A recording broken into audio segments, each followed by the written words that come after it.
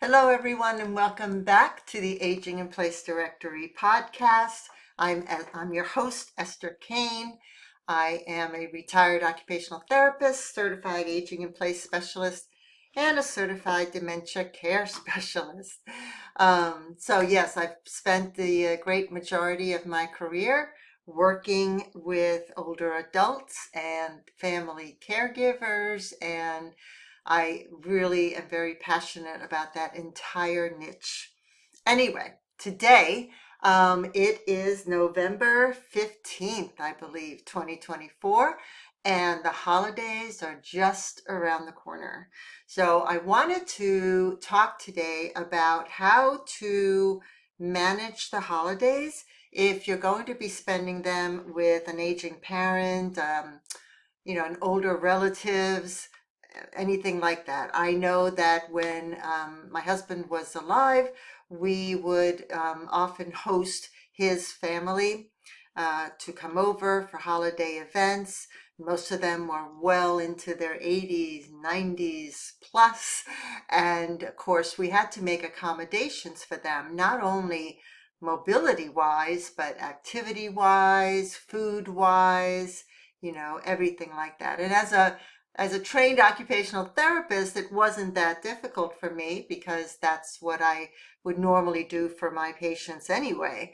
But listening to my friends as they're going through this process now with their relatives, I realized not everyone obviously has that training, but not everyone can, think that way. So I thought I would make this podcast about tips on how to manage the holidays with older adults. So one of the first things you want to do, obviously, is to make sure that the environment is safe enough for them. So in other words, things like, removing any kind of hazards that they may bump into, trip over, especially if they're using a walker or a cane, or they may have low vision. Remove any clutter, make a nice clear pathway. If they have trouble getting up onto your steps, if you have multiple steps to get into your front door, if there's no other alternative way to get in, you may want to think about perhaps consider using renting a ramp to put up those steps, or maybe just renting or borrowing a wheelchair, and the person can sit in the wheelchair and others can lift that person up, depending on how difficult it is for that person. Hopefully you have banisters on those stairs, which can really help anybody to stay safe and walk up and down those steps. You want to make sure that there's enough lighting. I know a lot of people like to have low lighting during holiday time, the dinner. They set out candles, they make it look all pretty, and it does look beautiful and pretty. But if you have low vision, and as we all get older, our vision, we need more and more light, then it's going to be difficult to tell the difference between the mashed potato and the stuffing and the turkey or anything else. So you want to make sure that there's enough lighting. I would put a motion light in the bathroom so that when they do go to the bathroom, they can, the light automatically comes on, a little night light. They even have these beautiful little lights that you can put in the toilet. It hangs on the bowl and it lights up the inside of the toilet. Anything like that. If you want to put up those little light Christmas lights around to make it look even prettier and have lights, as long as there's no glare. Because glare is very difficult, especially if you have cataracts or macular degeneration or glaucoma. Glare can make things very difficult to see. But lighting, decluttering, of course, comfortable seating. May be that, I remember my husband's uncle had a very hard time getting up from low seating. So we had to make sure that that he used a chair that had arms where he could help to lift himself up. We would, of course, help him get up, put cushions on that chair to make him sit up a little higher.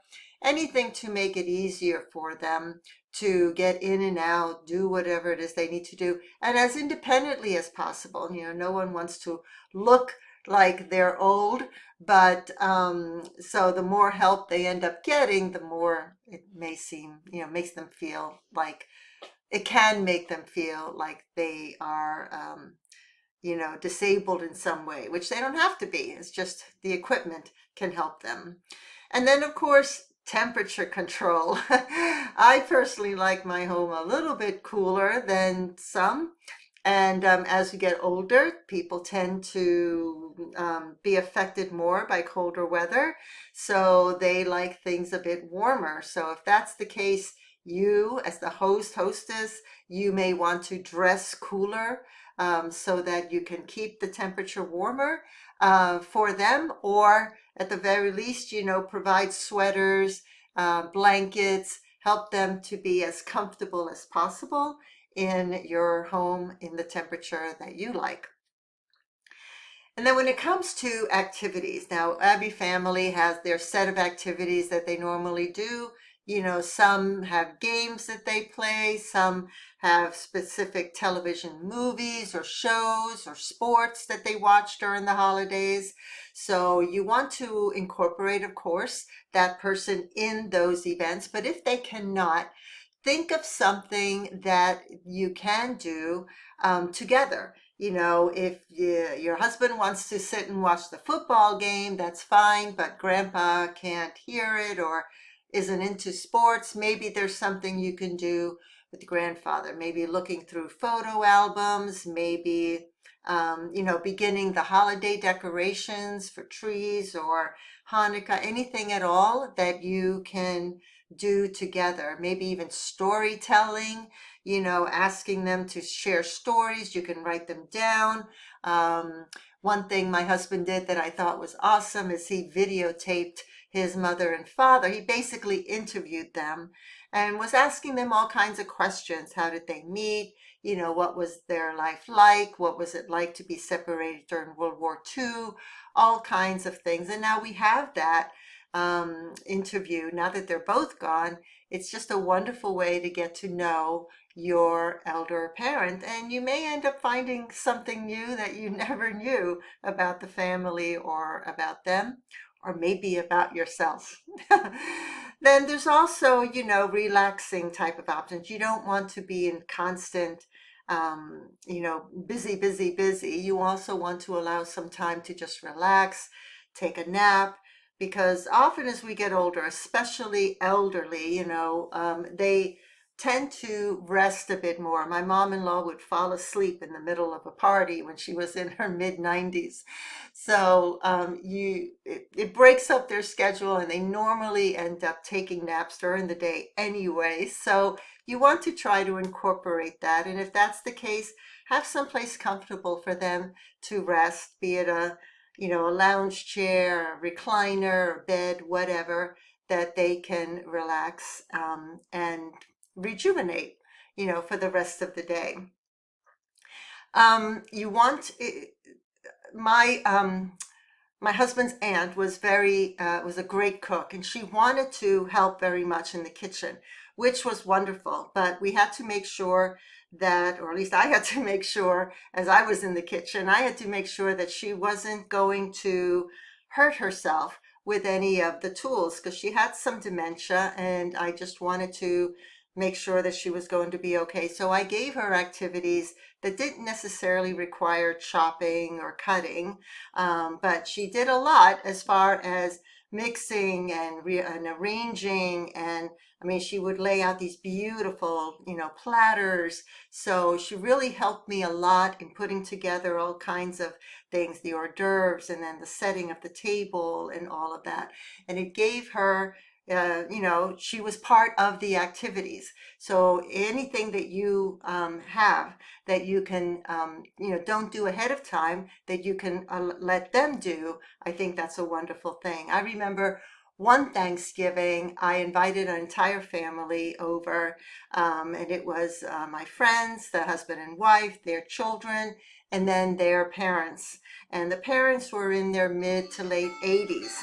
And then sorry about that. And then what ended up, what I did is I created stations throughout the house. And I went to Goodwill and I bought aprons for everybody. So everyone had an apron and everyone had a station.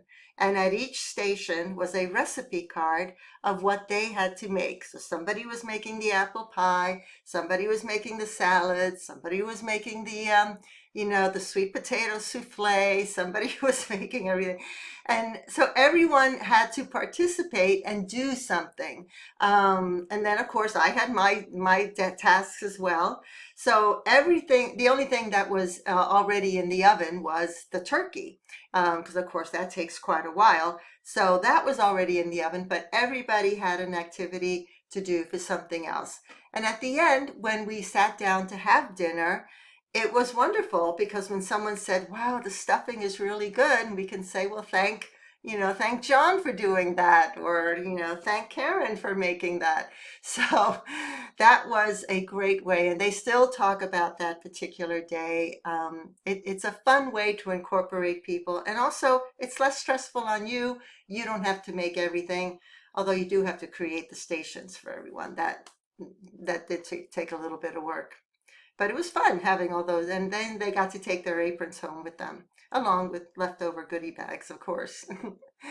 The other thing that I think that is important, if your elderly person or older adult isn't the kind of person that necessarily wants to be with other people, there are a few of those, you may want to consider having things around that they can do. Things like large print books that they can read, puzzles, word games, Sudoku. My mother used to love Sudoku. Sudoku, she was very good at that. Anything that they can do as a solo activity or with just one other person, if they're not the type of person that is, very comfortable with crowds or with the family. It's just a way to give someone something to do while they are there instead of sitting in the corner mulling, wishing that they could go home at any moment. Because there are those in almost every family. There's at least one if you have enough people over.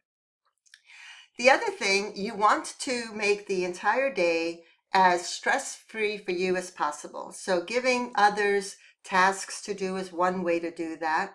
If you're not able to do that, then plan your activities, plan your meals 3-4 days ahead.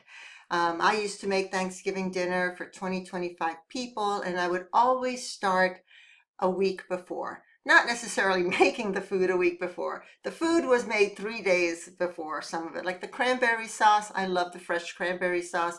I would make that 3 days ahead.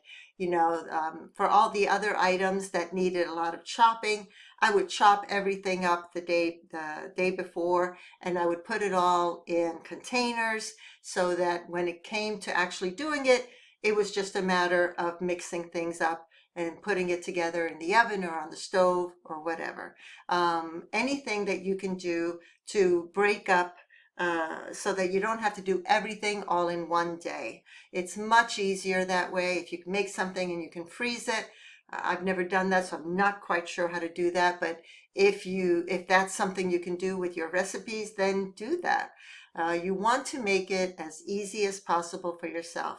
Another option is to order Thanksgiving dinner. A few years ago, I had my family over. We had a very, very busy schedule the day before. It was going to be very difficult to cook everything. So we just made a few things. We made our pies, but then I ordered the entire Thanksgiving dinner from a supermarket here called Fresh Market. But I think you can order from a lot of different grocery stores. And it was a wonderful dinner, except the stuffing. It wasn't that great about the stuffing. So if I ever do that again, I'll make my own stuffing. But everything else was delicious. And all we had to do was go there in the morning, pick it up, bring it home, lay it out, and there was our dinner. So we got the dinner, we got leftovers.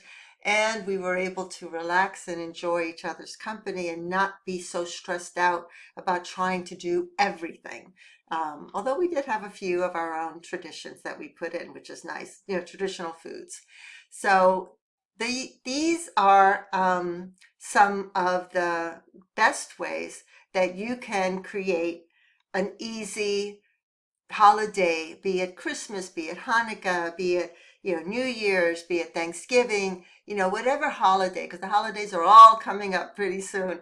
So whatever holidays they are, consider all the people that are coming to your event, accommodate them so that they can feel comfortable, so that you can feel good, that you had a wonderful time. Because for some families, it's very difficult to get together. Usually, there are people that have different, different views on just about everything. And now you're throwing them all together and expecting them to have a Norman Rockwell kind of dinner. It doesn't always work that way. So you want to do all that you can to accommodate as many people as you can, including the older adults in your group. All right, I hope these tips help you. I hope that it will give you a beautiful holiday season with everyone, family and friends. Don't forget to subscribe to our podcast. If you're watching this on YouTube, to subscribe to our YouTube channel. Give us your comments. Let me know what you think. What ideas do you have for your holidays with older adults? I'd love to know. And maybe we'll do another podcast and video about that. All right. Take care and have an awesome day. Thank you.